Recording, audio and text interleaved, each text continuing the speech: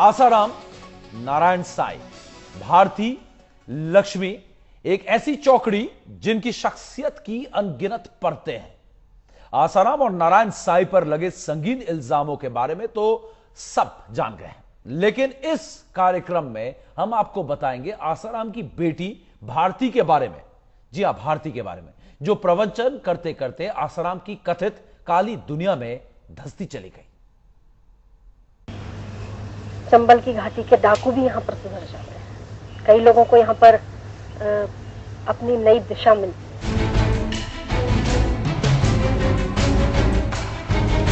आसाराम की संगत में चंबल के कितने डाकू सुधरे, इसका तो कोई ब्यौरा नहीं है, लेकिन हर रोज उन लड़कियों की नई फहरिस्त जरूर सामने आ रही है जिनका इल्जाम है कि आसाराम की संगत ने उन्हें बर्बाद कर दिया।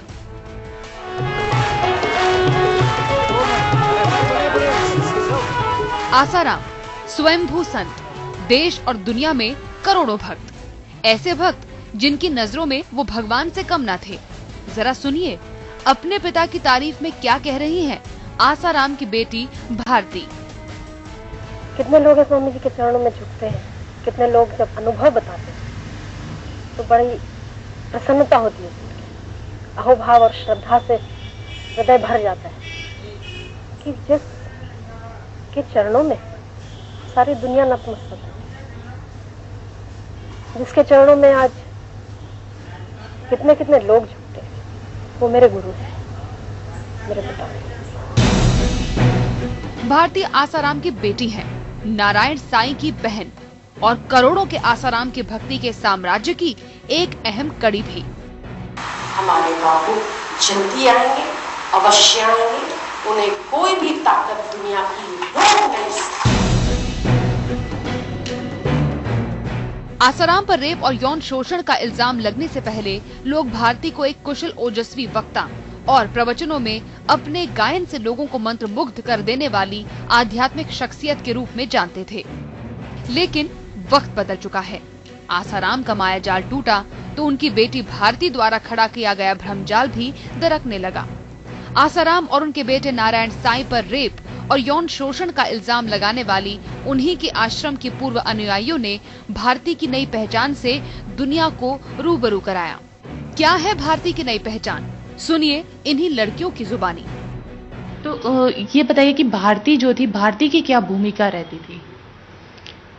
भारती की भूमिका आसाराम के आश्रम में रहती थी कि वो लड़कियां पहुंचाती थी बापू के पास गाड़ी में बिठा के और ले आती थी वापस। क्या वो वहां पे पहरेदारी किया करती थी? पहरेदारी अगर बोला जाए खड़ा रहने के लिए तो खड़ी भी रहती थी, जो भी आज्ञा हो उस हिसाब से वो करती थी। लक्ष्मी किस तरीके की? लक्ष्मी जो आसाराम की पत्नी है उसकी क्या भूमिका रहती थी? बापू उनको आदेश करते थे कि इस लड़की को आज भेजना, उसको भेजना, तो वो उस हिसाब से बोलती थी कि आज तुमको जाना है। इस तरीके से वो भेजती थी और बेटी लेके जाती थी। सुना आपने?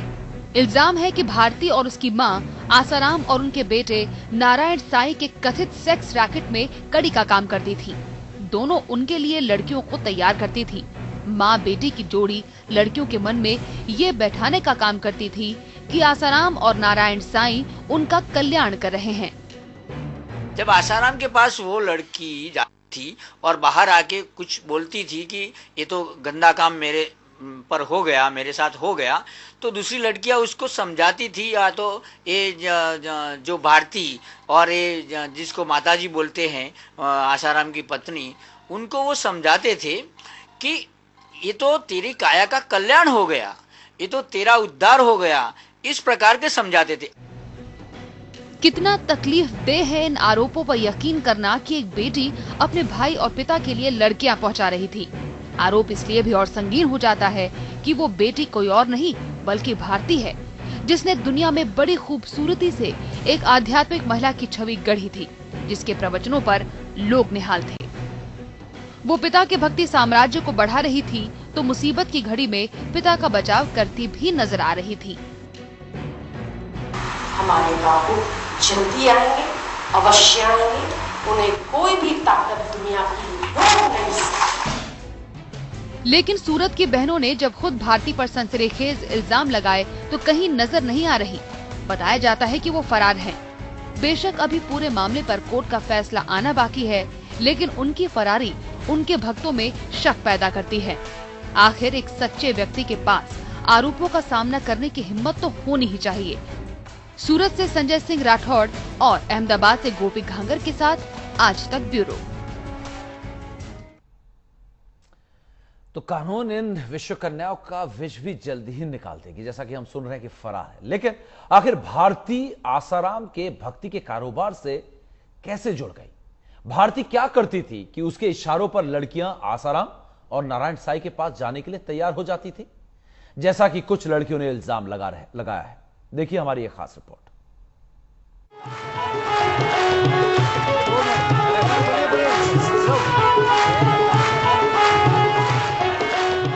70 के दशक में आसाराम बापू ने खड़ा किया था आध्यात्म का साम्राज्य।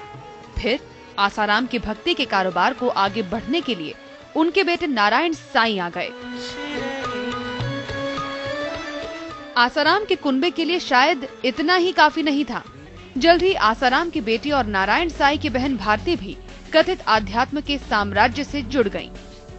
सत्संग से क्या क्या नहीं मिलता, पर सबसे पहला आपका कर्तव्य है। आसाराम के साधकों के बीच भारती श्रीजी के नाम से जानी जाती हैं।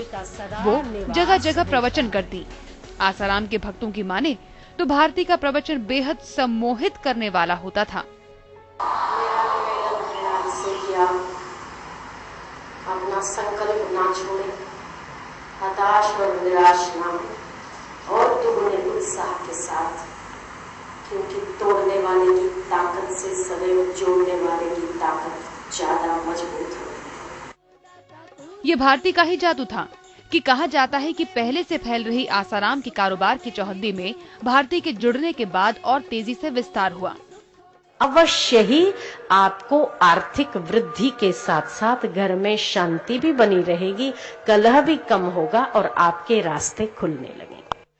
15 दिसंबर 1975 को जन्मी भारती ने महज 12 साल की उम्र में दीक्षा ली थी।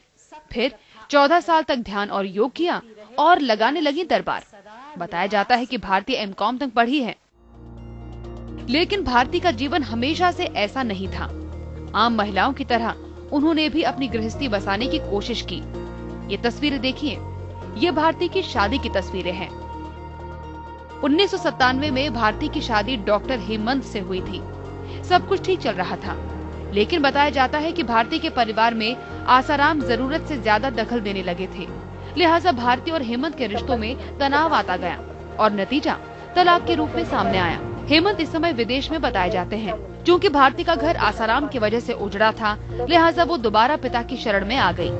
पहले उन्हें महिला आश्रमों की कमान सौंपी गई और फिर प्रवचन का जिम्मा।